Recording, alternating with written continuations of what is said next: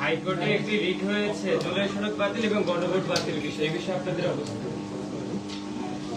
আমরা মনে করি যে আদালত এই বিষয়ে অবশ্যই গণভোটের বা জনগণের পক্ষে রায়টা দিবে, গণঅভ্যুত্থানের পক্ষে। কারণ এটা কিন্তু যদি আপনি এই গণভোট বাতিল হয়ে যায় তাহলে কিন্তু এই নির্বাচনও প্রশ্নবিদ্ধ হবে।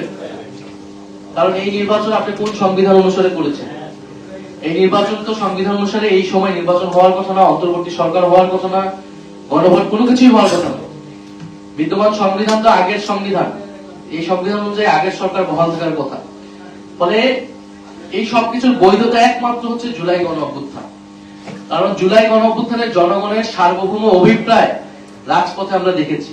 সেই অভিপ্রায় অনুসারে কিন্তু আপনারা পরবর্তীতে সংস্কার কার্যক্রমগুলো হয়েছে, গণভোটের আদেশ রাষ্ট্রপতি কর্তৃক দেওয়া হয়েছে এবং সেই আদেশ অনুসারে গণভোট এবং এই নির্বাচন হয়েছে।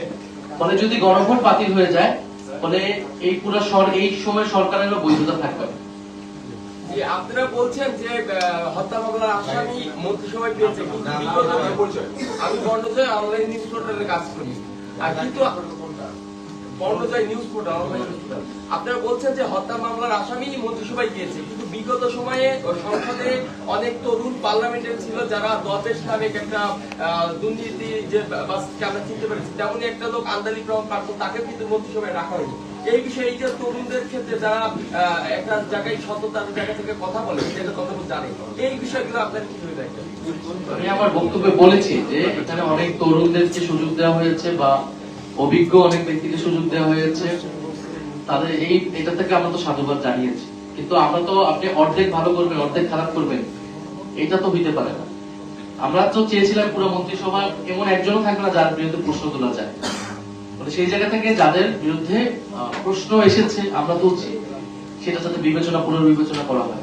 কারণ না হলে এই মন্ত্রিসভা আসলে জনগণের যে আকাঙ্ক্ষা, দুর্নীতির বিরুদ্ধে যে অবস্থান, সেটা তো আসলে নিশ্চিত করতে পারবে না। কারণ আপনি দেখেন আরো এরকম কয়েকটা বড় বড় বাজেটের মন্ত্রণালয়গুলো দেওয়া হয়েছে বিভিন্ন ব্যবসায়ী এবং যাদের ঋণগ্রস্ত যারা, ফলে তারা তো এই মন্ত্রণালয়গুলো থেকেই দুর্নীতির এবং আর্থিক অস্বচ্ছতার কার্যক্রমগুলো করবে। একদিকে তারা বলতেছে প্লট নিবে না, তারা গাড়ি নিবে না, কিন্তু তারা ঋণ খেলাপিদেরকে সংসদে নিয়ে গেল, ঋণ খেলাপিদেরকে তারা মন্ত্রিসভায় স্থান দিচ্ছে।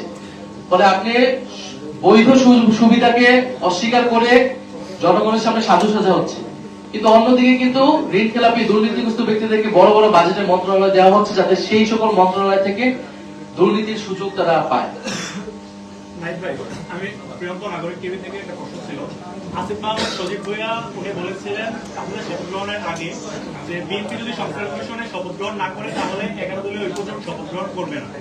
সেই জায়গা থেকে আপনারা যদি সেদিন শপথ গ্রহণ না করতেন সংসদ সদস্য হিসেবে, তাহলে বিএনপি শুধু সংসদ সদস্য হিসেবে এককভাবে ওরাই শপথ গ্রহণ করতো, ওরাই সরকার গঠন করতো, ওরা যে আসনগুলো পেয়েছে সেগুলো, তাহলে কিন্তু সংসদে বিরোধী দল থাকছে না।